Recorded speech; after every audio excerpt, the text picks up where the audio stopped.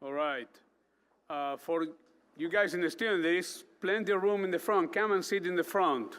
This is going to take a couple of hours, so it's tough to be standing. So come on, move in. So we have a lot to cover this afternoon, so I'm going to be as brief as I can. My name is Hernan Diaz Alonso, the director here at SCI-Arc. We are pleased, honored, and excited to have this event starting right now. First, I want to thank our partner, the Goethe-Institut, to be part of this.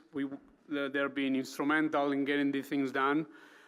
First, I want to thank At.Erik Ghenoiu and a group of students that have been working really, really hard with him to get this to fruition.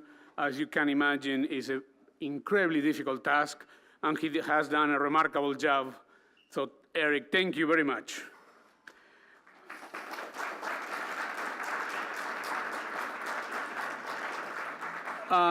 This process started like more or less a year ago with a big meeting of the City Hall of Los Angeles, in which Mayor Garcetti was part, and a very large team and representative from all the schools of architecture in Los Angeles. We decided that we wanted to transform this into a 4-day charrette for the whole school. All our 500 students are going to be working on this between now and Monday. We have a series of phenomenal speakers today and a series of reviews and events during the weekend, and we will finish on Monday with an exhibition where we will put the work up in the walls of all the projects. So we were looking for a long time for an opportunity to have the whole school to work on a particular problem, and we cannot think of a most righteous and right and the moral, ethical, and design problem than the homelessness in Los Angeles, which, as we know, it is a true emergency. Since we're talking about national emergencies so much in the news these days, this one for sure is a city emergency, but also is a national emergency at every level. And we all scramble to think, what are the possible solutions? One of the things that we are very interested in is because, as many know, SCI-Arc perception is that we are a place for innovation, speculation, and thinking outside the box. This is a problem that requires all that, but also to be painted with a huge amount of cruel and tough reality. And how we're going to try to work into that, that's what remains to be seen, and how we can contribute. But it's based on a very simple premise, which design should not be a luxury. Design shouldn't be only a high-end problem, but designs need to be understood as a human right, and it's under that premise that we want to work. We are neighbors in the communities. We are next to Skid Row. They are as I said, our neighbors. They are a very close problem to us. So we take this challenge super seriously, and hopefully we can contribute to some level. Again, we have this afternoon a series of remarkable people from different government agencies, nonprofit institutions, and people who have a lot of information to share with you guys to try to set up the hypothesis for the work with as many data and facts as we can have.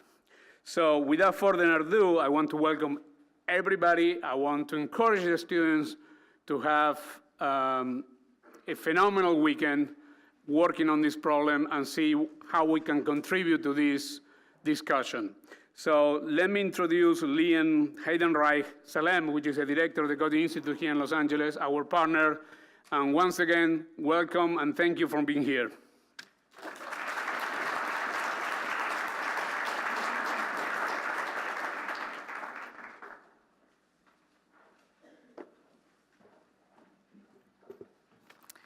Hello and good afternoon.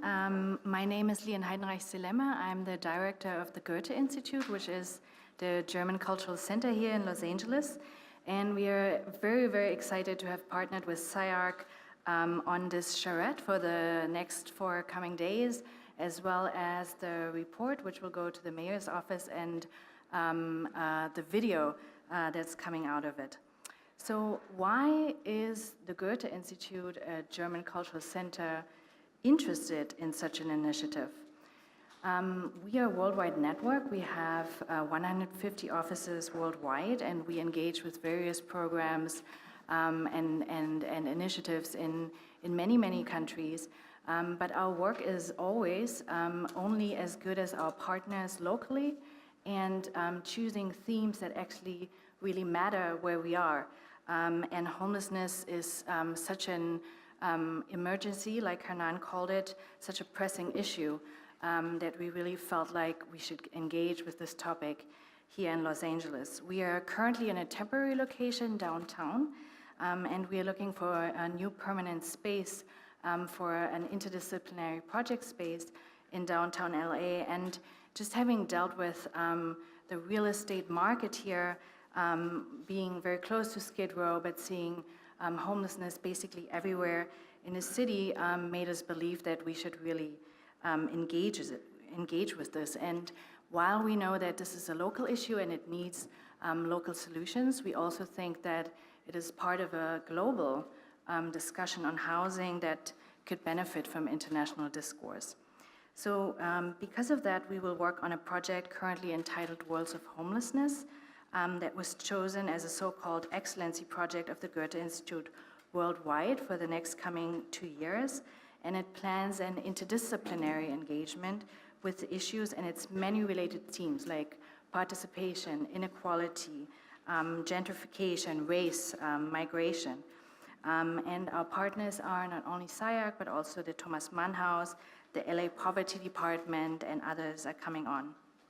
So what we're trying to do over the next 2 coming years is to bring together local and international artists, architects, academics, and other interesting people to share their ideas and thoughts. We have absolutely no illusion that we think we can solve homelessness. We just believe that we could be an interesting platform for people from different backgrounds to engage with each other in different ways. As I said, our work is only relevant when it's relevant where we are locally.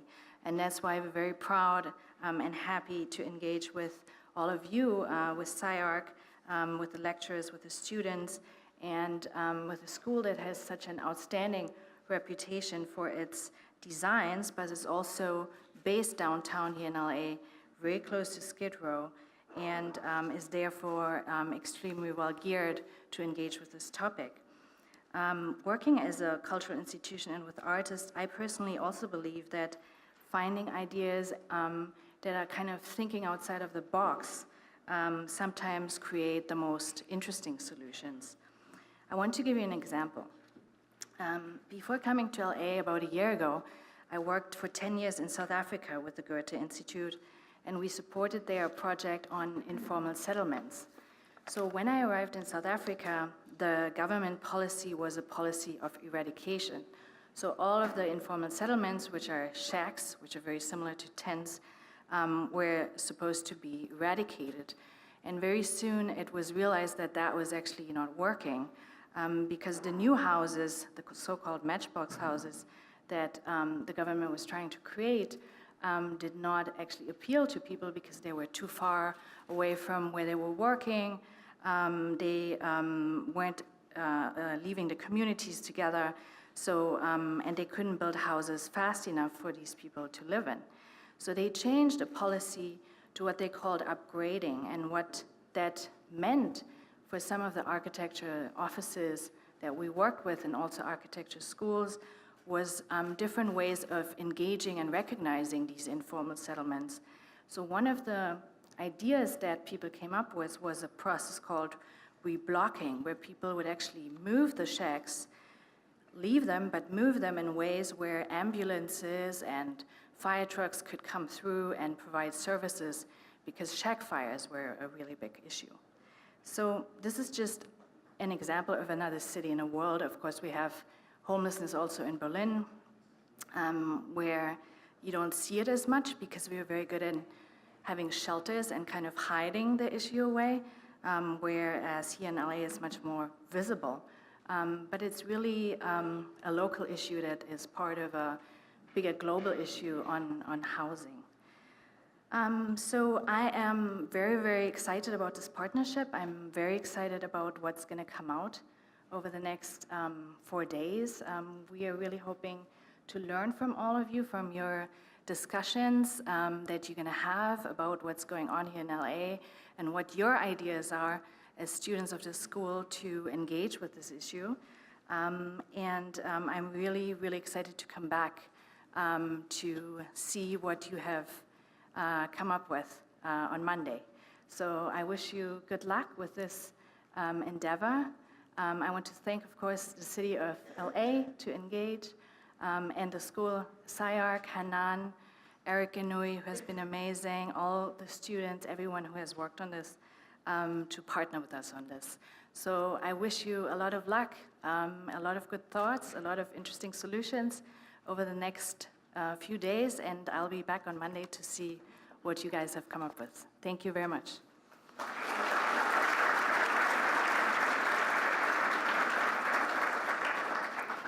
So I would like to introduce the next speaker, Mr. Mark Ridley-Thomas, the LA County Supervisor for the 2nd District.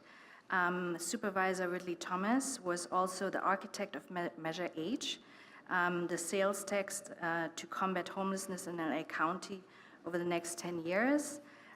He served as a California State Senator, as a California State Assemblyman, and before his 6 years in the legislature, he was also on the LA City Council from 1991 to 2002. So please welcome Mr. Mark Ridley-Thomas.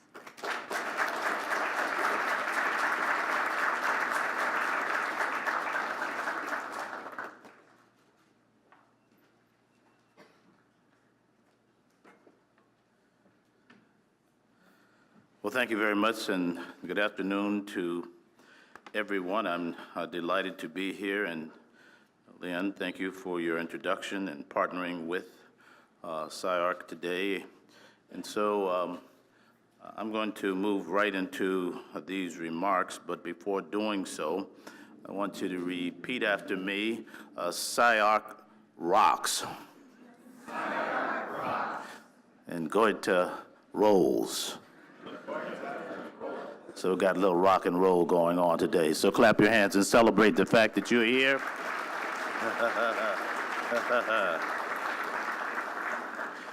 So this notion of embarking on a 2-year interdisciplinary project called Worlds of Homelessness is a good thing no matter how we look at it. And these rock and roll partners are good to work on this homelessness charrette. My office has appreciated a long-term partnership with SCI-Arc.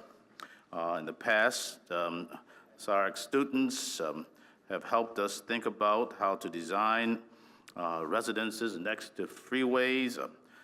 You should know that that's a salient issue given the density factors in Los Angeles County and the prevailing land use realities, and so this has been an important effort for us. Some of you also worked with our office to design an affordable housing project for Habitat for Humanity, and that was broadening community norms around sustainable and innovative home design, and that was in the West Athens community. So we are no strangers here, and it's no surprise to us that SCI-Arc is doing what we would call a deep dive into homelessness. And we want to thank Hernan for his leadership. Give him a round of applause, won't you?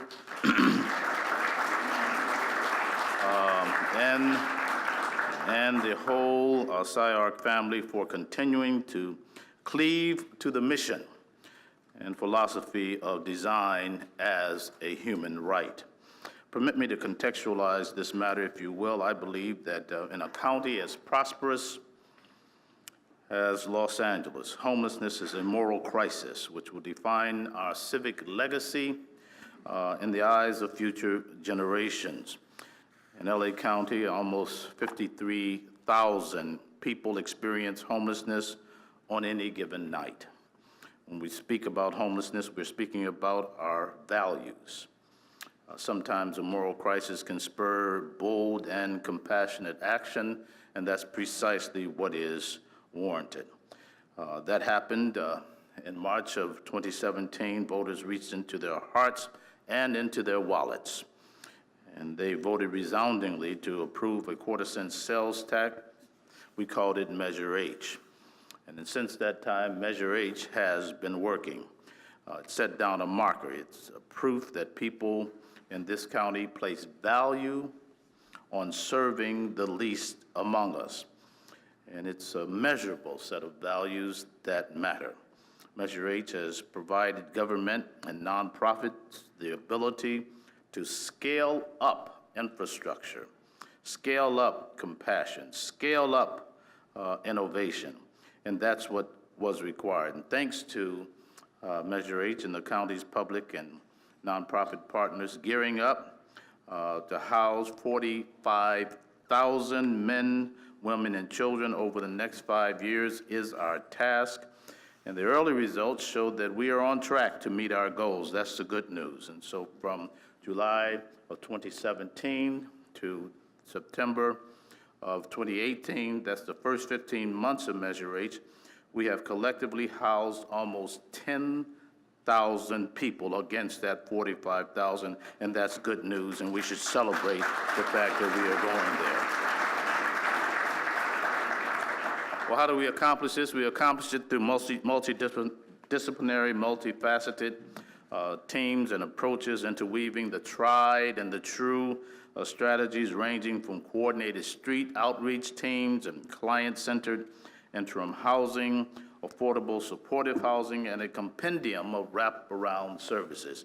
In other words, we're doing a lot, and the results are already promising. And that means we've already experienced a 4% decrease in the nightly homeless count since last year, and this is good news, and we want to keep experiencing this good news because the people of this county expect no less. So we're starting to make a dent, but there is a lot more work to do. Let me say a little bit about the more work that needs to be done. The conversation around homelessness must be interwoven with the conversation around affordable housing. Two-thirds, the vast majority of homeless individuals are unsheltered. And the homeless crisis is occurring against the backdrop of escalating rents and the shortage of affordable housing. Most households, as you may already know, pay more than half of their income towards rent. And in Los Angeles, we have a deficit of over 500,000, I did say 500,000 affordable units. That's just in LA County alone. And so when we think about the county and the city, we're now trying to work toward integrating and coordinating our collective efforts in terms of investments in affordable and supportive housing.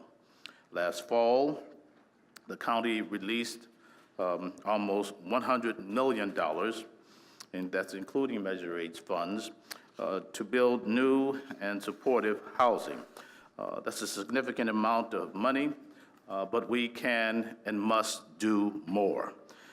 And we're on track to do more this year, but we need you to do what you do. So next week, we'll be announcing the winners of Measure H Housing Innovation Contest. We're trying our best not to be boring. That's why we're here at SCI-Arc, you know? Nothing boring at SCI-Arc. So we seek your inspiration. And so we're here to make sure that we do more than the traditional bricks and sticks, and we want to advance to meaningful solutions, not just as an academic exercise, but in fact as committed long-term partners to make a difference in the quality of life of every man, every woman, every child who deserves the dignity of being called a human being as they live among us. If you agree with that, you should just clap your hands and celebrate the fact that that's real.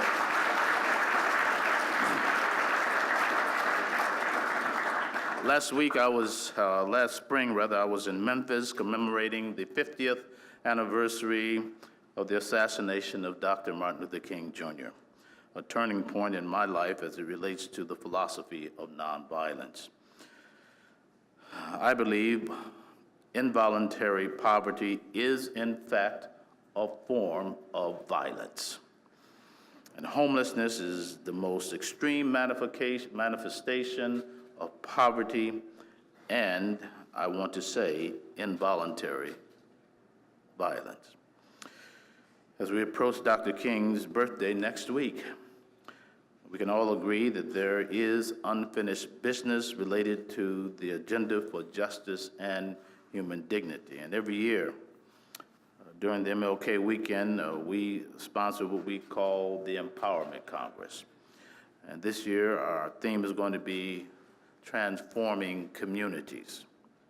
We will explore transformation from a variety of vantage points ranging from the housing industry to humanitarian efforts. And we'll showcase the homeless system and an innovative interim housing project called Safe Landing that will transform the neighborhood and transform lives. And so Safe Landing will use prefabricated steel butler building systems on 2.5 acres. Am I speaking SCI-Arc language now? Thank you so much. Of vacant county land to create integrated interim housing with extensive and intensive 24/7 wraparound client-centered, that is, clinical services. And we want to do this. We want to serve at scale. But we want the community to be involved, and we want to do it in the most humane manner possible. So each case manager at the site will serve roughly 5 to 7 people. Good design coupled with people-centered, client-focused services is what we are seeking to accomplish. And so I invite you all to attend the workshop at the summit, learn more about it, go onto my website. Don't be frightened by my picture. I'm doing the best that I can. That was supposed to be funny. I'll keep my day job. Thank you so much. And remember that all the thinking and work that you are doing or embarking on this weekend involves touching people's lives one person at a time. One person at a time, one human being at a time. We want to keep it real. We want to keep it compassionate. These are individuals. They're just not a faceless mass.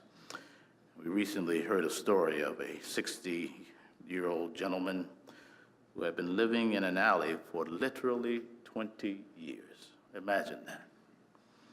And thanks to the tireless work of the HOPICS outreach team, he now lives in supportable housing at the recently opened 127th and El Segundo facility, where services are provided by the people concerned.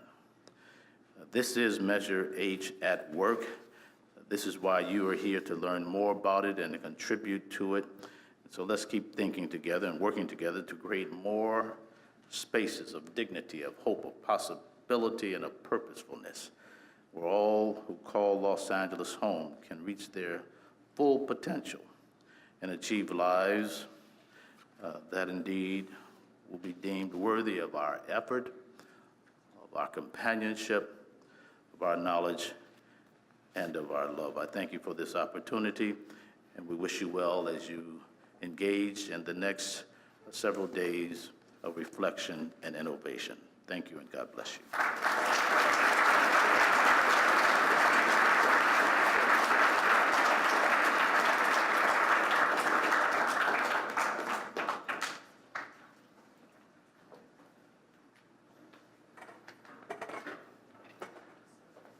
So thanks again to the supervisor for that introduction. So I'm At.Erik Ghenoiu. I was the coordinator for the Charrette, and I'm just here to introduce the next speakers.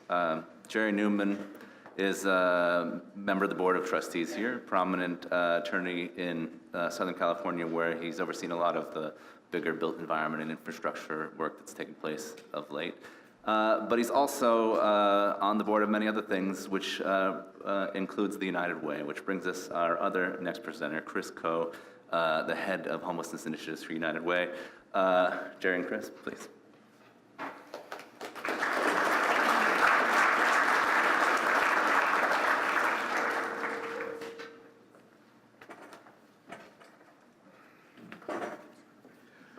Thank you, Eric, and thank you all for being here today.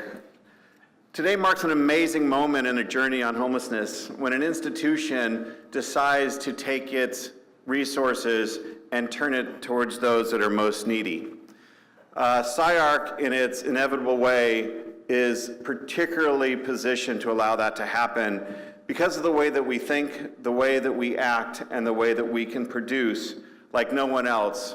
We have the possibility to do better than anyone else and set a format for how things will happen in the future. But I'd like to talk a little bit about where we stand and how we got here, because the work that you're going to do is not about the past.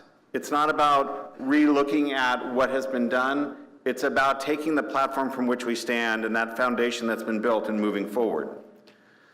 10 years ago, when I started as the chairperson of the Business Leaders Task Force on Homelessness, a joint venture between the United Way and the LA Chamber of Commerce, the discussion on homelessness was very different than it is today. There were not words that everyone understood like permanent supportive housing or coordinated entry or a lot of the things that you will hear in your discussions.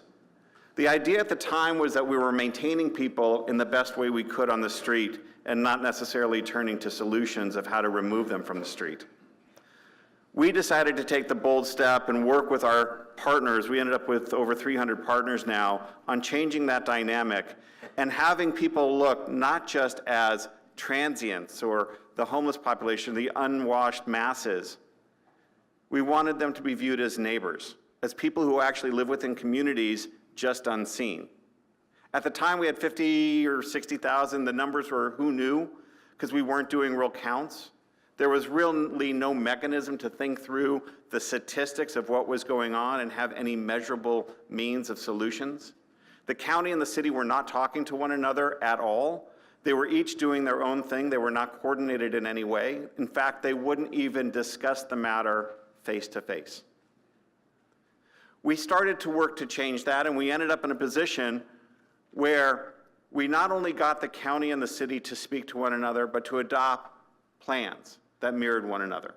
It is important to understand and note that the city of Los Angeles and cities within LA County are in charge of bricks and mortar only. The money that they spent, the money that they raise, the mechanisms by which they can assist the homeless is really about the built environment. They don't have money for services, they don't have money for interventions, they don't have money for outreach. That all comes from the county. And without the two talking to one another, you had a system that was inevitably broke from from where it started. In changing that, we've built a dynamic where the two work together, where we raised $1.2 billion from the city for the built environment and $3.6 billion that you just heard the supervisor speak about. That money is now available to solve the problem. But the question is how? And the question is in what manner do we do that? And who is it that it must be best done for? Because the homeless population is a very varied population, and in fact, it changes. When we started and wrote the Home for Good plan some 8 years ago, we thought we would end homelessness in 5 years. In fact, in the first 2.5 years of our progress, you heard the same thing you just heard a minute ago, which was we were on track. The numbers that we had that we were housing, the people that we were bringing off the streets, were tracking in the right direction to end homelessness within 5 years. You see today that that didn't happen. The reason that it didn't happen is somewhat unknown, but we're knowing more about it. But it's because the issues that people face change on a day-to-day basis, and the needs that they have change on a day-to-day basis. Sometimes it's falling through the cracks because you can't make rent. Sometimes it's about mental illness. Sometimes it's about having nothing to do with you, but a fact that the state has decided to enter into a new policy of releasing prisoners in a way that they never had before. There are a variety of things that change the complexion of those who are homeless every single day, and it changes the trajectory of people who are homeless and those who have experienced it for a long time and a short time. So the job that you're going to undertake is not just about understanding what population exists today. It's about understanding how do we affect a future population, and how are the policies and the design work that you do sufficiently nimble to address that changing population and effective enough to make an impact on how that population changes and where we house them tomorrow. It's important to understand where we are today. My good friend Chris Ko, who's lurking behind me, I guess, Chris probably knows more than anyone about what exists on the streets today and how we got here. He has been an amazing person to work with, and I am so grateful that he came here today to discuss with you kind of Homelessness 101. But I want you to keep in mind that we have moved very far. But you are the answer to the future. You are the answer to how we take the foundation we built and make a difference tomorrow.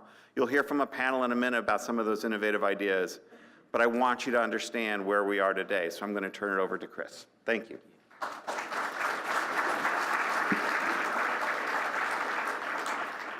Thank you, Jerry, and good afternoon, everyone. Hope you all ate lunch. So soon you'll be in a deep sleep. My name is Chris Ko. I'm the Director of Homeless Initiatives at the United Way. Apologies for the font that broke in transfer. Imagine the most beautiful font you could imagine, and that's what that should have been. Who are we? Just very briefly, our work, as Jerry mentioned, sits at the intersection of ideas and execution. That means we're balancing kind of that middle ground. Practically, that means deepening work around data, unlocking money with more money, doing pilots and innovations. And when we've done that work, we've had to use a certain set of realities and data that I hope to present to you guys, because this is a little bit of what we use as our baseline to then work against. So you've heard about the numbers of homelessness. So when the supervisor talked about 50,000 people experiencing homelessness, I don't know if you caught it, he said on any given night. So that means that number is actually a one-night count. That's different than the number of homelessness that occurs over the year. So in terms of people who are homeless over the course of a year, it's actually double that. It's over 100,000 people. So just know that when we're talking about 50,000 people, that's on any given night. And that's in three places: streets, on the shelter, and in vehicles. So when we say people who are homeless, it's not actually only the people on the street. It includes about 25% of this number includes people on the street. What does this number not include? It does not actually include another 20,000 people who are living in unconverted garages, who are living with other people. So when you hear about student homelessness, a lot of that figure actually includes a lot of that population. So vehicles, a lot of people are living in their cars. So that is part of the number. And the solution to that looks a little differently. And a lot of people, it's that process, right? When you go through a challenge, typically they go live with someone else, then they try to exist in their car. When all of that doesn't work, then usually they land on the street. So there is that process. One thing that's important about this number that I think you all should consider as you design, and I'll bring this up at the end as well, in Skid Row, what percentage of homelessness might you guess exists in Skid Row? What would you say? Someone just scream it out. 20, great. 50, 20, pretty good estimates. Mentally, if you were like me, the mental image of homelessness is almost all Skid Row. The reality is that the percentage of homelessness in Skid Row is less than 10%. So when it's 8%, actually less than 8%. So if you look at, when we're talking about 50,000 people, said the other way, 90% plus of this homelessness we're tackling and that we'll ask you to really engage in is existing in our communities all across Los Angeles. So thinking about what design means in all kinds of communities, I think, is an important challenge, and one I'll reiterate again. The reason we're here, the moral crisis, that speaks for itself. It's hard to walk by someone living in that condition and feel like we don't need to do something about it. But there are other reasons why even the hardest cynic should not ignore the problem, is it's expensive. If you read any Malcolm Gladwell books, he did a column called $1 Million Murray, and the New Yorker, the reason it was called that is that he followed a guy named Murray around. He tallied up his hospital bills, and he found out it cost more than $1 million to keep him on the street in that condition. The city tallied it up, it was costing them $100 million. The county tallied it up, it was costing them $1 billion. And people are literally dying Last year, 830 people. We just updated this number. This year, over 1,000 people literally dying on the streets. That number is higher than any crisis that happened in Flint, Michigan. This is higher than the people who die from gun violence combined. This is higher than the people who die on the road in LA County. So this is a life or death issue, but we wouldn't be here if this didn't have a solution, right? If there weren't things behind it. And that's really why we're excited for you to take the next step at the next set of solutions. You know, population I'm about to talk about, we used to have to walk by, not because we didn't care, but we didn't have a solution to address it. We now do have a solution called supportive housing that has worked 90% of the time for that population, and it's cheaper than leaving them on the street. That is critical to think about, that doing nothing is costing more than doing something. And when we talk about doing something, here's what typically, if you grew up like I did, volunteering at soup kitchens and shelters, here's what we thought helping meant, which meant that people go through a hard time, they land on the street, they're trying really hard, so they line up at a shelter, they work really hard, they get a job, and they get off the street. That was the story told in The Pursuit of Happiness. True story, San Francisco, happened, real life. But here's what also happens in real life, which is that a lot of the people you see, you might walk by, drive by, have permanently disabling conditions, certified disabilities that last a lifetime in a lot of cases. Severe mental illness, chronic health conditions, substance use disorders land them on the street, but unlike the story of Will Smith's character, have a tough time making it out. That was the story in The Soloist. Another true story happened in LA.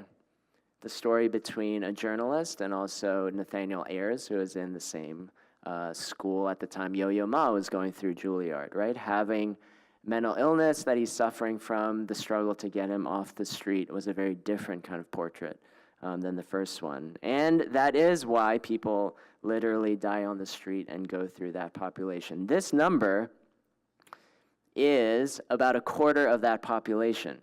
So something important to think about, you have this big number, Jerry and the supervisor mentioned in part, it is not, all of our homeless neighbors are not the same. They're struggling through different scenarios and situations. So as you think about design solutions, think about different situations that we are trying to support exit from. So about a quarter of the people are struggling with disabling conditions. About 3/4 of the people have more of an economic emergency, can make it from a short stay in shelter, can make it at a short, having a subsidy that ends after a certain period of time. So the other way to think about this is we don't actually have to build special housing, the supportive housing for all 50,000 people. But when we do, it does work. So this is Ed, real life. Back, that brick wall is actually a Salvation Army shelter. So the kind of place you thought, you know, someone like Ed should be going in. What happens a lot of times is that they try going in, it doesn't work out for them. We are 11 days into your New Year's resolution. My New Year's resolution lasted, I think, 3 days. I don't know how you guys are doing. But someone like Ed who's trying to get over something for 20 years, some of these traditional programs have a lot of rules that make someone like Ed who breaks some of them not able to persist. For example, one of them, how many of you have had an alcoholic drink in the last 30 days? Ooh, you see? Couldn't make it in some of these programs back in the day. So that's the sort of thing that has been hard that we've been trying to change. So instead of waiting for Ed to come in, part of what's different is that we have active street outreach, like the supervisor talked about going out. What he's offered is this kind of housing. The outreach process takes time, because if you've gotten a free vacation mailer like I have, you don't really believe that. So if someone comes by telling you there's free housing, it takes a little bit to trust that. So once you have that engagement and you're offered this, that's Ed today, right? Someone who is literally left for dead, who would have died probably in 5 years, now happily in housing, stable, avid gardener, made a trip to the White House, all of that. So these are the solutions that we have, different kind of solutions for different people. We don't have to assume that people in the worst conditions have to persist in those conditions. And how do we deliver that? So this is something you should all be aware of. We have a Match.com system, so apologies for the most terrible name in the world for it. The coordinated entry system is a system by which we deliver and match resources to people. So you can think of that as an asset. We have a system where everyone who's homeless, no matter what program they come through, enter the system, take the same survey, and all of the housing or resources we also try to put in one system. And then we have different means, and this might also be something you have ideas for, by which they meet and match together. As we did that, we saw it work. So we were focusing on veteran homelessness because that's a population like every other population. Veterans are young, veterans have families, veterans are older, veterans are survivors of domestic violence, veterans have severe mental illness, they suffer from substance use disorder, all of that. So that one population that represents all, when we invested this way, we saw it worked. A lot of people worry that if we build it, they will come from elsewhere. The other stat, 75% of people who are homeless now are homeless, were here before they're homeless. If you're like me, we could do this too. How many of you all are not from Los Angeles? Wow. I think I almost got you. People who are housed are dramatically more likely to not be from LA than our houseless neighbors. Important to think about. And something we should consider. So that population we see, when we invest, we can actually have a shot of ending homelessness. This and that community delivery system spread out over this county was the basis for the plans that Jerry and the supervisor talked about. That plan, one of the most important parts of it, was honest with how many resources we need to make a difference. And we went from talking about $100 million range to billions of dollars, hundreds of units to thousands of units. That's why we did the measures that we did. So as I close, what now? A few things to think about, challenges that we'd love for you to weave in between. Challenges around populations, permanent solutions in place. So populations, older adult homelessness is booming. We're probably a couple years from the dramatic collapse of pension systems and all of those other things that will make this a problem. So we're seeing that start now. So when we think about design, what does it mean to address older adults and how might they also work together, live together, and the health challenges that face, what does that mean for the kind of buildings and structures we're building? The other end of the spectrum that's bulging, young adults. So older adults, young adults, those are the two places where we see homelessness at its greatest. That was lagging from the recession. We see homelessness hit a few years after. So again, what does it mean to address young adult homelessness and the kind of shared living arrangements that might work in different ways? Older adults looking to live together may want to live together. Younger adults may be open to it, but how do we also create a path out to independence for them? Permanent solutions, what I mean by that, we're constructing a lot of shelters to make up for the time that permanent housing takes to build. How do we look at shelter projects that convert possibly over to permanent housing projects? How do we get away from this either or idea? And then finally, place. So a lot of these buildings are not built. These are places where vouchers are. How do we also work on serving people? The thing that works about permanent supportive housing is housing where rent is paid for, where social workers go visit them, and that exists in different places. So what does it look like to tackle this crazy large place called LA and really tackle that with solutions that are unique for each community, but also serve people along the way? And the outreach teams, the final thing I'll say is those outreach teams, as they work with people on the street, where are places that they might work out of and work together to serve those people? So we are tremendously excited that you guys are about to jump on this train and run down this runway with us, help us think about solutions. 3 ways beyond this weekend that we'd love for you to consider working with us. Count. So this is where we get the number. At the end of this month, there's a homeless count. Look at They Count Will You. Volunteer winter shelters are open right now all around the county. So if you want to dig in and see it kind of face to face and hear people's stories, winter shelter is a place you can do that. Advocate. We have a campaign. You'll meet our director of it called the Everyone In campaign. For this housing to get built, it needs people to stand up for it. We are here ready to deploy and train you and support you in being an advocate. So join our Everyone In campaign and celebrate. We have an annual celebration of the work done called HomeWalk. It's the nation's largest event on homelessness. We would love for you to join us in Grand Park. So thank you. It is an honor for us to help kick you off on your journey, and all the best. Can't wait to see what happens.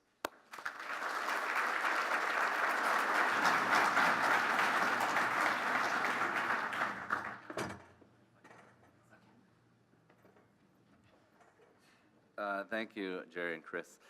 So I have a small announcement to make that Council Member Harris Dawson unfortunately is sick and won't be able to join us today. He sends his regrets. So we've asked Jerry to step in to moderate the panel that he was going to join. So if I could get the panelists for the first panel to come up. And while they're walking up, just thanks again to Jerry, Chris, and also Tommy, who's going to be joining the panel. Three key voices in helping us build the document that you have to carry out this charrette. They've been advising all along, and we've been very grateful for all their assistance. Thanks.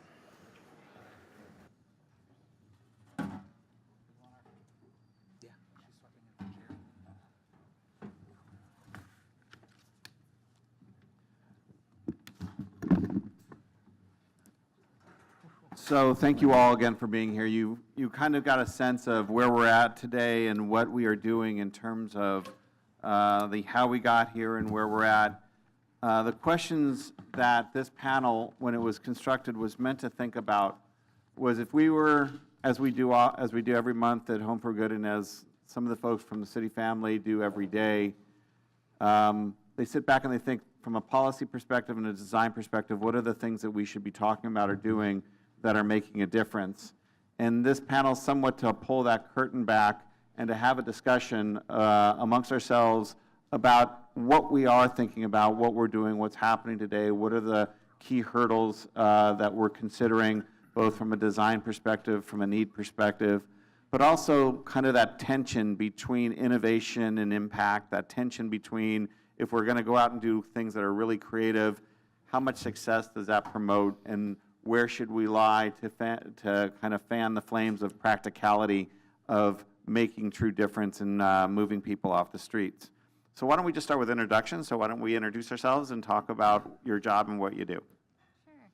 So I'm Jen Kim, and I'm stepping in for my boss, Jerry Ramirez, who was unable to make it. So excuse the less than formal attire.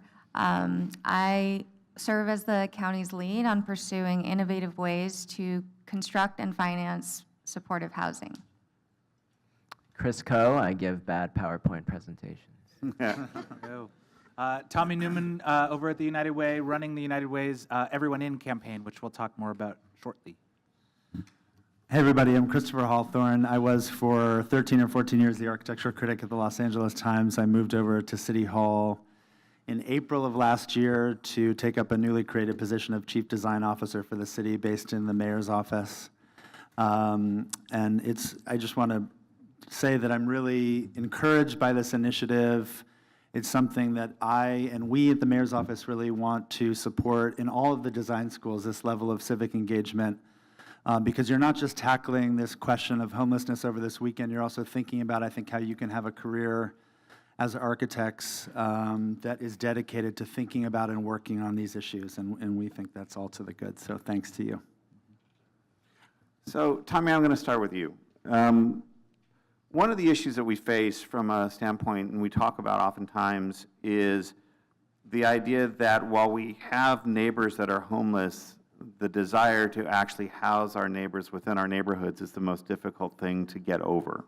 I think you've designed Everyone In to kind of start addressing that, but why don't we walk through some of those hurdles and where you see some of the things that design could do to help address those hurdles? Yeah, great question. So 1 year ago this month, we did a poll of June 2018 likely voters. So these are people who vote in primary elections, which means that they are not normal people. Normal people don't vote in primaries. Only about 30% of the eligible voters vote in a primary election. The people who vote in primaries also happen to still read the LA Times on a regular basis, know who their city council member is, be engaged in their community conversations. So this is who we wanted to go and talk to. And we asked a pretty straightforward question. We said, suppose that housing for the homeless was proposed in your neighborhood, would you support or oppose such a proposal? So first of all, the homeless is never the way that we describe people experiencing homelessness. You instantly remove the humanity of that person, and now you've sort of created a classification that is much easier to designate as other and less deserving. We did it for the sake of the poll to not be accused of putting our thumb on the poll. In some conversations, I'll do a poll of the room. I won't do that here, but what I will say is I was recently at the American Planning Association's annual conference, and I did this, and I asked all of the planners in the room, what percentage do you think said yes? And planners are a very damaged group of people who have done a lot of community outreach with angry people for a long time. Jen knows about this. And so they were like, 6%, 8%. I was like, whew, it's dark. 69% said yes. 69% said yes, and 27% said no. So, to Jerry's question, the ability to build housing for folks experiencing homelessness in every community has been warped by who participates in the conversation. We hear from the angriest voices and the loudest voices and assume that represents all of us, when in fact, even amongst June 2018 voters, not normal people, 69% said, yeah, let's build it. I know that housing solves homelessness. It's better than having folks living in tents at the end of my block. Get to it. And so we launched everyone in March of 2018, just about 9 months ago, to activate that 69%, to find those folks, equip them with the right information, and help them engage in the conversation. Because homelessness has been building as a crisis for decades, not because government wasn't doing exactly what it needed to do, although government could have been doing more, but because all of us were sort of just taking a pass on it.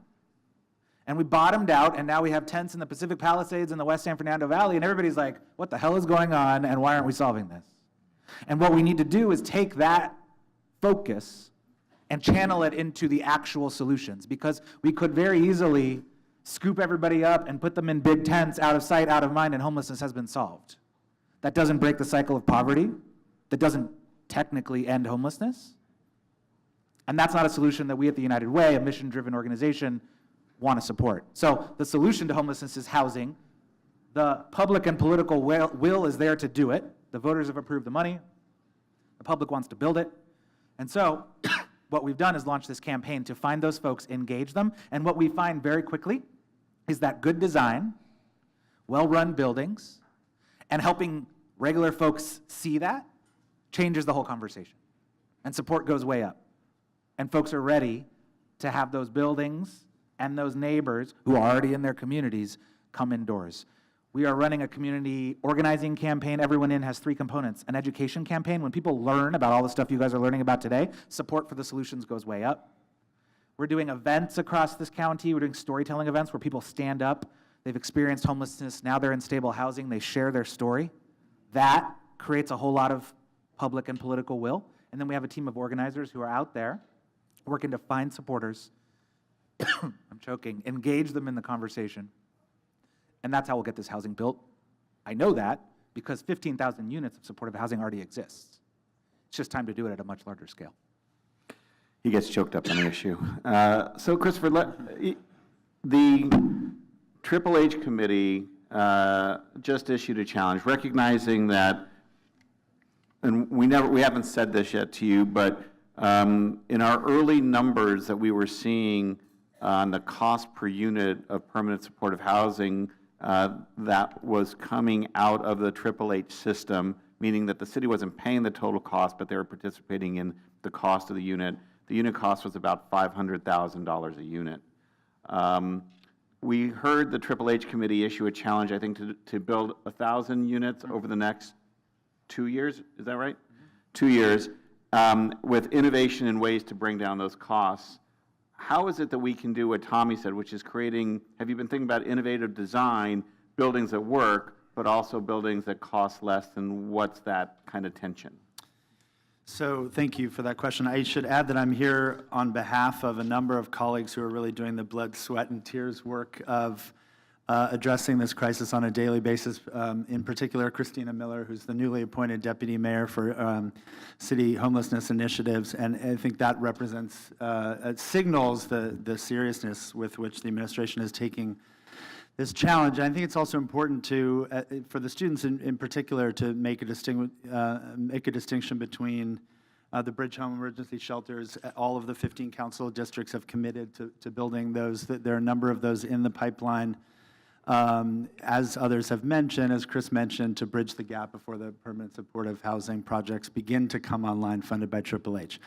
So to your question, there was an RFI that went up right at the end of the year, authored in part by another colleague of mine, Ben Winter, who's been working on housing policy in the mayor's office, which has begun to lay the groundwork for this response to the committee and really taking this charge seriously of looking for ways that we can be more open to innovation in design, innovation in materials, material technology, delivery, construction. And so we are basically now getting ready to put out, on the heels of that RFI, a further call, more specific call for a kind of a clearinghouse that will allow us to look at the most innovative solutions, and with this percentage of the overall HHH goal, make sure that we can accelerate the construction of that of those units. And I think that it raises the larger question of what good design and what innovative design means in this context. And I'm glad that others have sort of broadened that question to include, we're not just designing these facilities, we're designing the interaction of these facilities and the neighborhood, we're designing community acceptance, as it were. And I think to the specific question of innovation, that's something for the students to think about. You know, what we're seeing is when we consider the difference in price between a modular, some kind of prefabricated unit, for example, and the kind of sprung structure that we're working on, the typical Bridge Home Emergency Shelter or the trailers that we built in El Pueblo. A lot of those savings that look really significant on the front end in terms of a modular approach don't always pan out when they meet the city process. So we're also kind of trying to redesign this, the way that those more innovative solutions are judged, approved, looked at by the various city agencies, of course, building and safety, all the rest. Bureau of Engineering, which is largely responsible for actually building the projects on the public side. And I think finally I'll say that we're looking for, a number of these we're building directly ourselves, a number of these we're looking for partnerships with private developers who are willing to test out some of that innovation. And I think we have to, along those lines, think of some historical context here, because one thing that makes Los Angeles different from other cities, this is a national, global crisis, as others have mentioned. It's an economic crisis fundamentally, but we have a particular kind of a history of political hostility and skepticism to public housing in this city that doesn't exist in other cities that have built and maintained a kind of stock of public housing like New York or Chicago or even other West Coast cities. So, the story of why the Dodgers wound up in Chavez Ravine, for example, is a housing story, and it's a political story. Norris Paulson became mayor of Los Angeles because Norman Chandler, a publisher at my old employer, decided that building the Neutra and Alexander public housing proposal for Chavez Ravine, which whatever we think of the kind of urban renewal logic of clearing the original neighborhood as a work of public housing architecture, was really remarkable. People forget this part of this chapter of the story, and decided in a very small room, Chandler and a few other power brokers, that we needed a new mayor who would kill that project. And that was really the basis of that mayoral election. And there are a dozen other political example stories like that we could tell that color, I think, what we think about what it means to build and maintain public housing. And that public skepticism that we've talked about takes on a different kind of ferocity here than it does. And that continues to color the debates. We have, in this city and region, produced a remarkable kind of public infrastructure that serves private amenity and private wealth. Think of the freeway system, right? We need to now think about building a kind of public infrastructure that serves the public good, public realm, these kinds of public crises along in terms of housing. And I think that's how we're thinking about it from the mayor's office side. So, Jennifer, the county at the same time has now had an innovation grant. I think the supervisor referenced it. In that innovation grant and the way that you guys structured it, how did you look at the tension between innovation and implementation? And how does it dovetail with some of the work that the city's doing in that area as well? Yeah, so you mentioned the requirements from building and safety and zoning, and what we found is that innovation, whether it's finance or materials and methods, construction methods, far outstrips the rate at which zoning regulations and building and safety requirements can adapt. So when we looked at, for our challenge, which was a $5 million challenge for both finance and construction methods, the tension between innovation and implementation, we looked for projects that could fit within the confines of existing zoning and building and safety regulations. That said, that doesn't mean that we couldn't find innovative proposals, and this is where design really came in. And we're always talking about policy and programs, but really design plays this critical role. And I'm really happy to be here, and a day after we announced the winners of the challenge, because 2 of the proposals came from private architectural firms that proposed really radically different and adaptable methods to fit within current zoning regulations and also be able to create these beautiful, very adaptable and scalable creative solutions that could fit on any parcel or combination of parcels, especially activating underutilized property. So, Chris, you had talked about the kind of tension that we have between the growing bubble of the people who are aging into homelessness to some degree and younger people who are experiencing homelessness in a different way. Shared housing be a potential solution, but we know that shared housing actually has policy implications as well as design implications. United Way is just putting out a plan, a challenge on a number of different strategies that need to be addressed in order to help solve the problem. Some of it revolve around that. Can you talk about both some of the policy challenges and the design challenges that need to be addressed within that context? Yeah, absolutely. And then I'll ask Tommy to fill in the rest of it. I'll start off on the shared housing part. On the shared housing part, I mean, when you build anything, the more spaces there are where people are paying to live there, the more viable that project is, right? So shared housing is cheaper because you're cutting back on some of those spaces that someone might not need, so to speak, right? So bathrooms, living spaces, kitchens, other things like that. So there's then this learning and water. So thank you. So I think part of the back and forth has been which of those are really essential to recovery and living and which of those can be efficiencies. We have found, for instance, that bathrooms are a very treasured commodity by folks and helps people feel like they have the privacy and stability to do that. So even if you're sharing a unit, if you have your own bathrooms, that feels like kind of a standard that feels meaningful for people.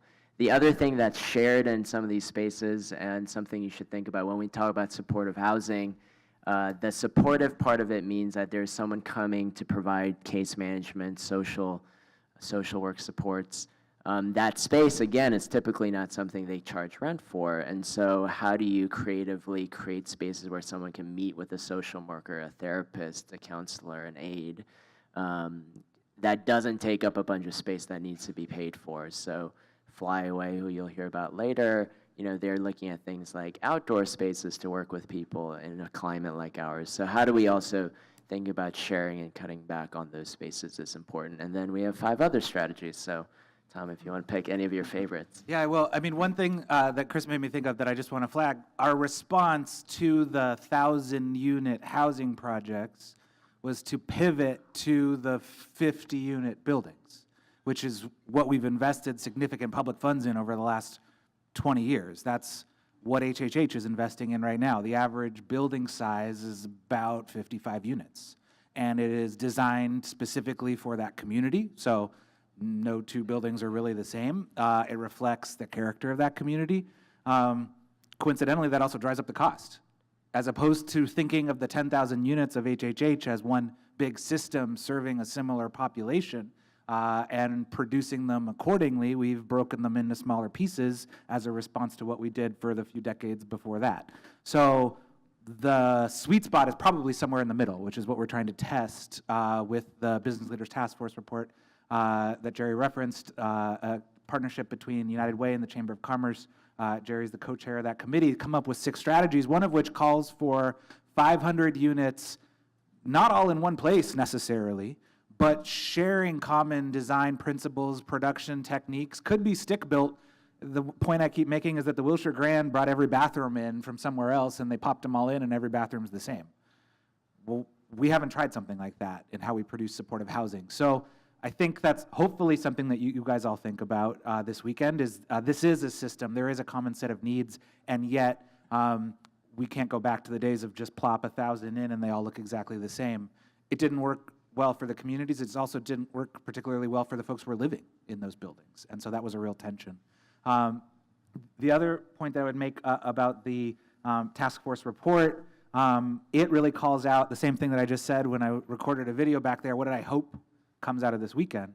Are solutions that respect the humanity of the folks who will be living in them.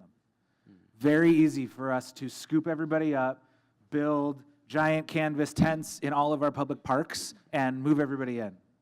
That doesn't solve homelessness. That doesn't break the cycle of poverty. That doesn't set people up for particular success. So the same level of humanity, of respect, needs to be inherent in what you guys come up with and in what we try to create through the city, through the county, through all of the public sources that we have. How we do that while stretching our public dollars as far as possible is hard, and we haven't quite figured that out yet. And just a really quick thought on, I'm glad Chris mentioned bathrooms, because I think that it's a really good example of, one, how we're learning as we go on the city side, and what is really an iterative process, a process where we're making mistakes, trying to learn from them, trying to apply that knowledge to the next wave of projects. But also that might, in terms of the students, as you think about the projects you're doing over the weekend, the work you're doing over the weekend, the difference between a kind of amenity that might look good in a rendering and the kind of amenity that can really make a difference in people's lives. Yeah. And the recommendation we get from the state is about 1:15 ratio of bathrooms to residents. And I think what we're finding in the early bridge home projects is that because people who are coming off the street really appreciate more access to bathrooms and time in bathrooms, and that it becomes a kind of a space of refuge for them that we probably need to be paying for and building in more. And so the difference between a bathroom and, let's say, community garden, which might look good on a rendering, but then raises the question of who's paying for the maintenance, who's taking care of the maintenance, versus the kinds of investments and things like bathrooms that don't look great architecturally, maybe it might make a really crucial difference in how these projects work.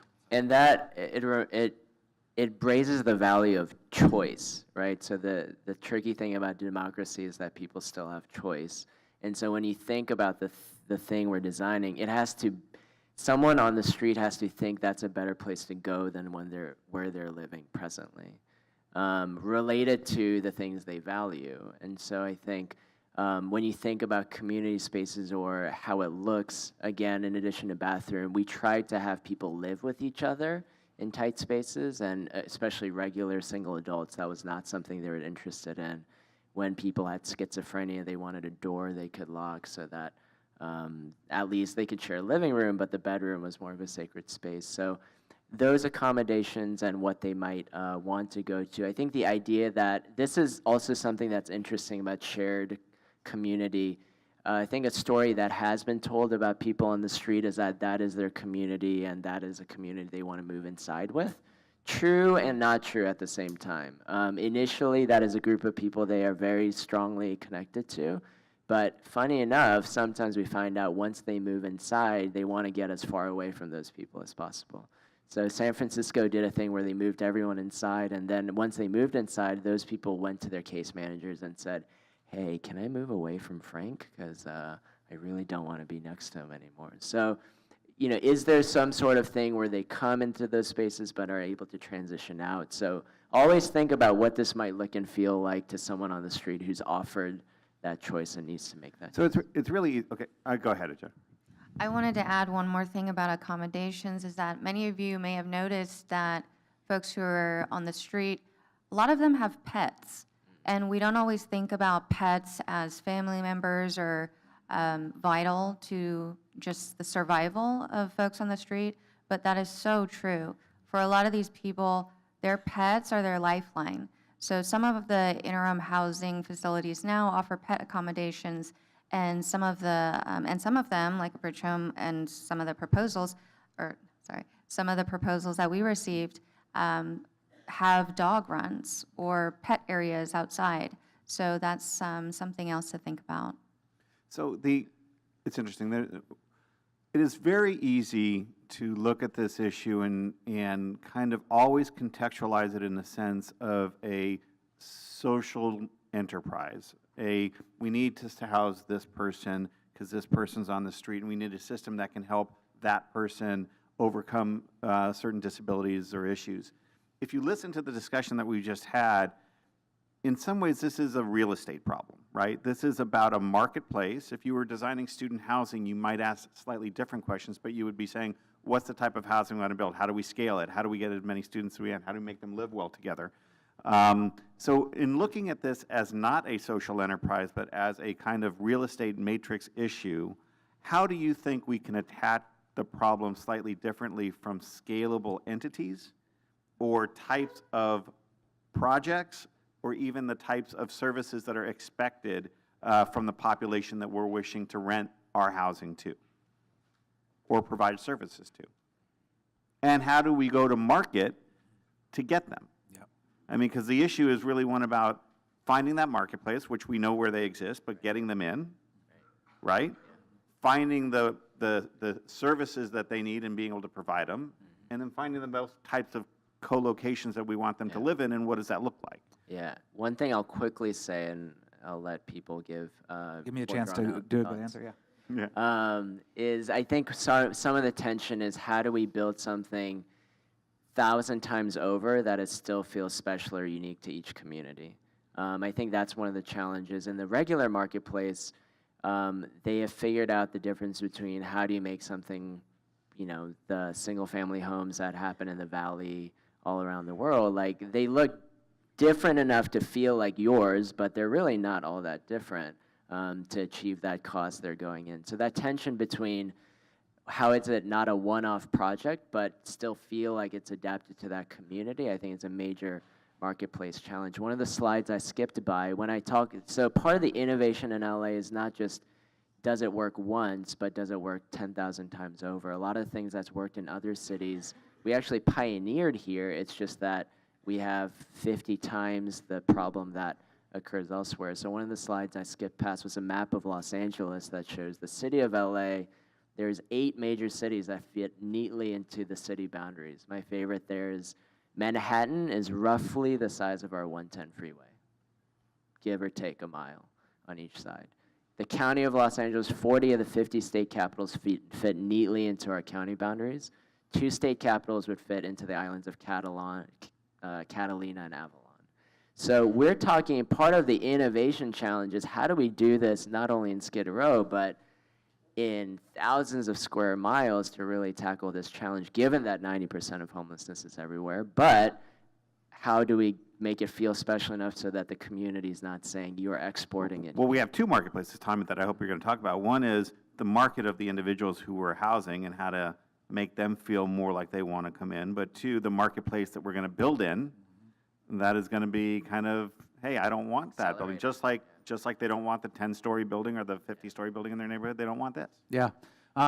So there's sort of 2 ways to approach this as a real estate challenge. We can either change the rules to change the outcomes that we get, and we are working to change the rules. The City of LA passed a supportive housing ordinance, which essentially eliminates the parking requirements for supportive housing buildings. For a 60-unit building, that'll save about $1 million in parking cost, helps us build more buildings. The state just passed a similar ordinance that applies up and down the state, went into effect on January 1st, essentially making supportive housing by right, which reduces the challenges there. So changing the rules helps you solve a real estate problem, but there is some friction when you try to change rules. A homeowners group in Venice is suing that ordinance to try to prevent it from going into place. So if you're going to play within the existing rules, I think the answer is what Kevin over at Flyaway Homes, who's sitting in the front row here, and you should talk to him, is trying to do, which is use smaller pieces of land with a different scale, but with replicability over and over again that saves us those dollars. You know, there are a lot more 50 by 150-foot lots across the city of Los Angeles than there are 25,000 to 50,000 square foot lots. The competition for those sizes of lots is very different. All the for-profit guys are trying to pick up those big lots that are already zoned for multifamily because they're ready to go and build a big apartment building there. A smaller lot might be more appropriate for this solution, might be actually more scalable because there are more of them. The bungalow court concept that existed once upon a time in LA, I lived in one, loved it, is a lot easier to replicate. And so I think that that's a direction that we're starting to head. There are constraints that fit in there. A case manager ratio should be about one case manager to every 25 people in supportive housing. So how we provide the services that are critical to making supportive housing work, and that's for about a quarter of the population, really important. And so I think those sizes of lots don't line up necessarily with the way our public funding lines up right now. To tax credit finance a building, it probably needs to be a bigger building to make it all pencil out. So thinking about smaller lots, thinking about how we use LA's land and what is available to solve this problem is something that we haven't quite cracked yet. So on that real estate company, we're out there, how are we both designing and servicing and providing, kind of thinking of it in those terms, setting aside for the moment the social enterprise piece of it? So first, let me set a little bit of context. In LA County right now, it costs about $400,000 minimum to build one unit of supportive housing. And that's financed through the low-income tax credit program that Tommy just referenced. That's the traditional way that supportive and affordable housing is financed. And I'll point you to Kevin again. Yes, you're so popular. It means you're doing something right. But I'm going to bring up a different financing tool that I just learned about, and it's called the Neighborhood Equity Sharing Model. So this is something that's wholly new to me, and it's a model in which surrounding neighbors of a small infill project are offered ownership stakes in the project. So this allows neighbors to make a smart investment, and then they can have an opportunity to invest in and benefit from development that's occurring in their communities. And it also offers them a chance to have some skin in the game. So this is a model that's really exciting, and I hope to see replicated in LA County. So I think it's absolutely true this is a real estate challenge, but I think it's also necessary to step back and recognize that it's an economic challenge first and foremost, and that's both true for folks experiencing homelessness. There are mental health issues, there are addiction issues, but primarily these are economic challenges. If you make a chart of median rents in Los Angeles County and the homeless population, those two things would track almost identically. And that also means we think, you know, because we have this notion of Hoovervilles, we have this notion of the Great Depression, we think of moments of economic crisis producing homelessness. In fact, it's strong economies like the one we have now and median rental increases of the kind that we have in Los Angeles that produce the conditions we're looking at. That means from the city side, when we're, again, as I said, moving much more aggressively into actually building and maintaining a public stock of both emergency and permanent supportive housing, we're building right into the teeth of this incredibly expensive market where labor is incredibly short supply, material costs are going up. That's helped by the fact that we're building some of this directly, so we don't have to put all of those things out to bid, but in terms of materials, we don't have control over those. And I think it's really key to keep that in mind. And then also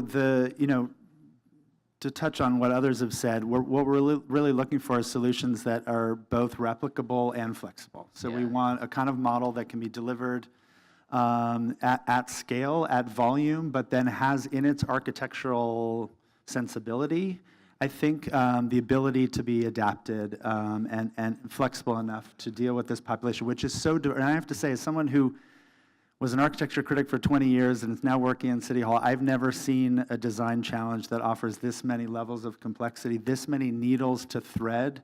So when I talk to the architects who are working on the bridge home projects, we're often asking them to fly blind in the beginning as we're trying to match a site with a service provider. Those sites, as you know, are politically contested in the different council districts, as we've discussed.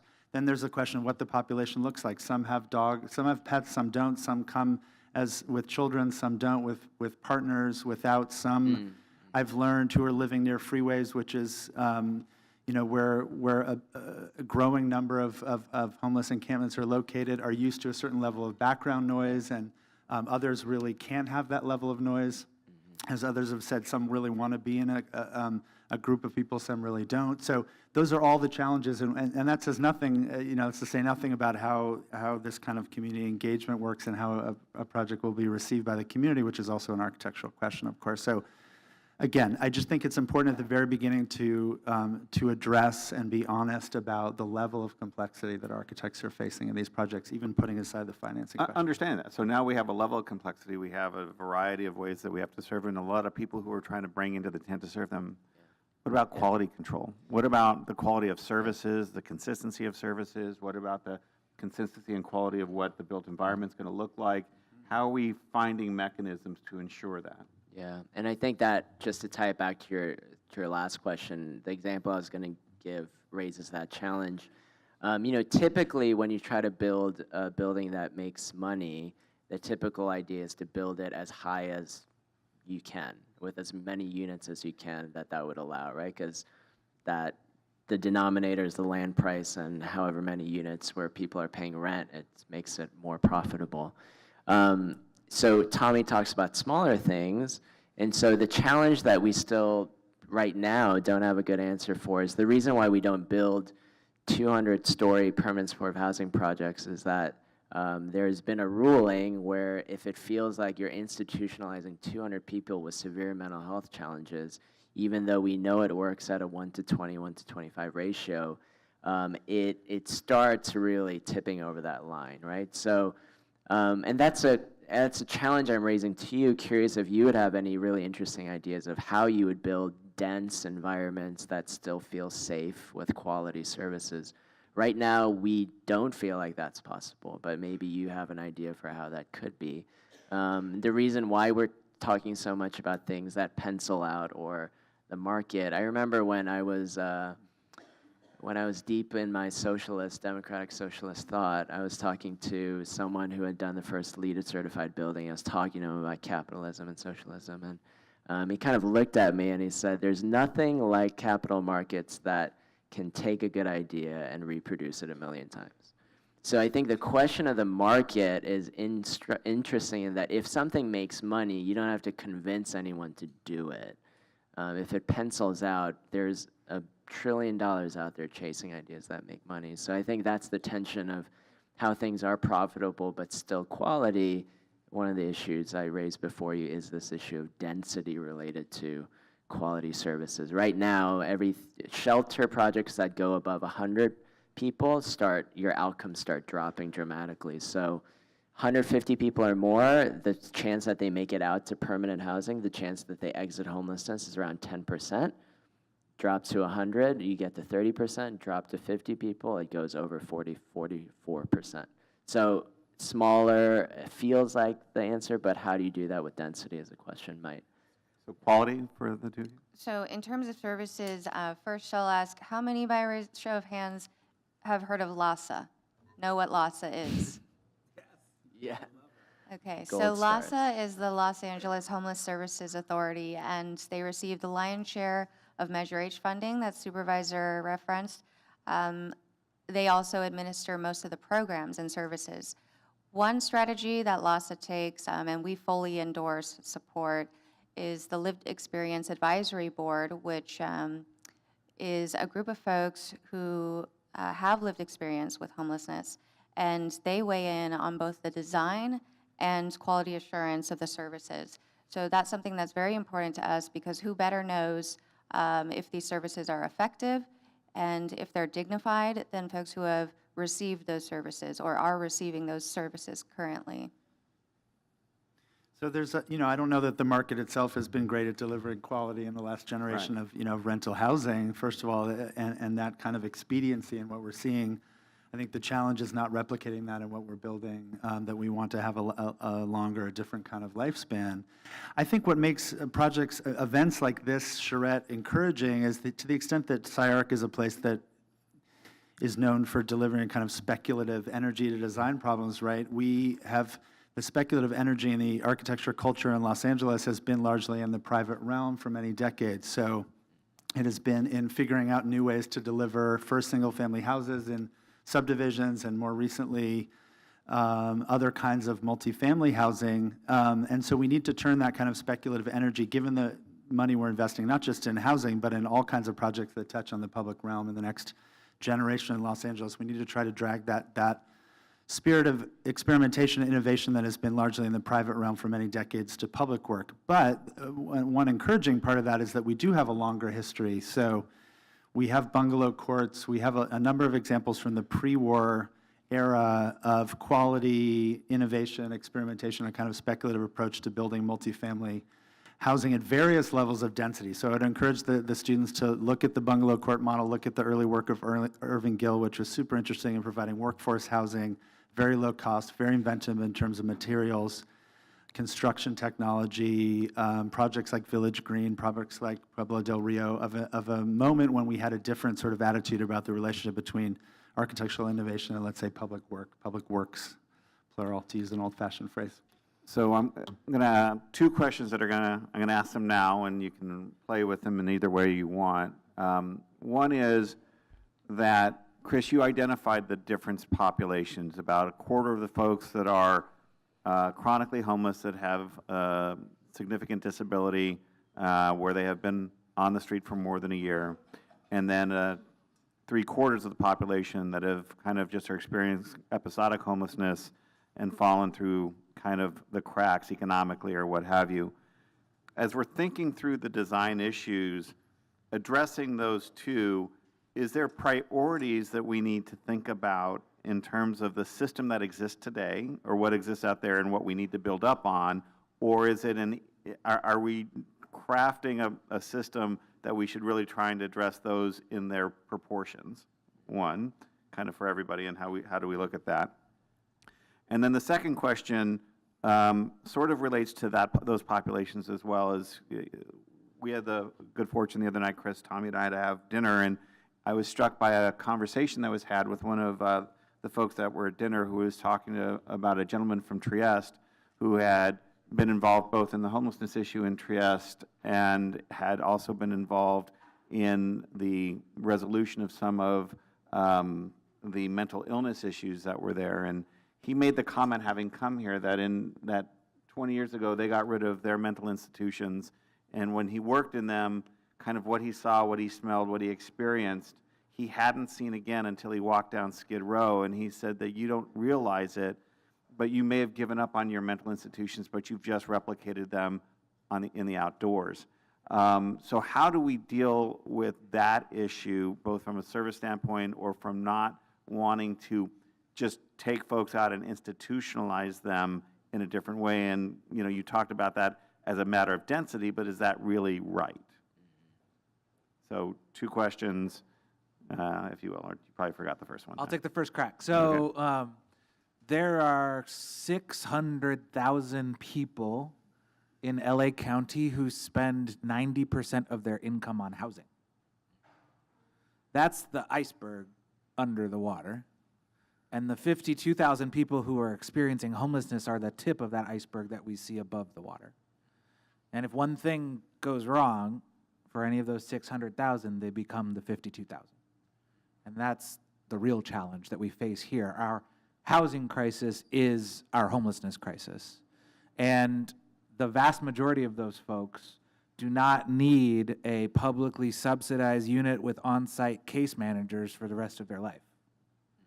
So if we're trying to figure out where, Jerry's asking about the 1/4 and the 3/4, and where do we place the energy and the level of focus, and where is that investment really needed? Different populations have different needs. But if we really want to stem the tide of homelessness, and if we really want to do effective homelessness prevention, we need to create hundreds of thousands of units of housing that are affordable to folks based on the incomes they're earning here, which I think was Chris's point. And so we got to think about that. I know that that might be a less appealing question for this room, but it relates to one of your 10 questions on the back of that menu, which was what role does zoning play in this conversation, right? Like, where can housing be built and how? Another question is, what does that look like? I mean, LA has a historic aversion to becoming Manhattan. There's a way to create those units without becoming Manhattan. So I think that's a critically important question. I think as it relates to that one quarter, the folks who do need that long-term support, who their families could not pick up the slack, our dramatically inadequate social safety net could not pick up the slack. That is rightfully where we are placing our bets with public dollars right now. Prop 2, No Place Like Home, that just passed, is going to send $700 million to LA County to build that kind of housing and reinforce what we're building with HHH. The market historically has not built that type of housing. And so it makes good sense for us. I still am really proud that the City of LA's HHH ballot measure focuses on that population. 80% of the funds have to be used for that population, because I think that's a harder one for the market to build, and I don't know if I expect the market to build that kind of housing. So that's how I'd split it up, and the investment of time should, I think, follow. There's not a helpful marker. There's actually analysis on how many we need to build. So we need to build 21,000 of those special units. We need to build an additional 3,500 of these shelter pieces. The reason why it seems strange that the shelter number is smaller than the supportive housing number is that one shelter bed, get this algebra, can serve more than one person per year, and should hopefully serve more than one person per year if we fix housing on the other side. And so one bed can serve 2 to 4 people per year, so getting that turnover and place where people move into and out of regularly is something you might want to think about. And again, yeah, if we don't do it all, we are basically letting one piece grow. So if we just do the sheltered piece and don't provide a lasting place for people to go, we're basically signing a death warrant for these 14,000 people, because they will literally die on the street and will not just get a job for themselves and make it off the street otherwise. So we do have to tackle it simultaneously, but proportionality, technically there's something there. The reason why we brought up this idea of, can you build something that changes over from shelter to permanent housing? The reason we brought that up is maybe we don't have to choose between these proportions. How do you start on a parking lot with a shelter, stack things in the back, then slowly turn from one interim structure to a permanent one, is something we should think about.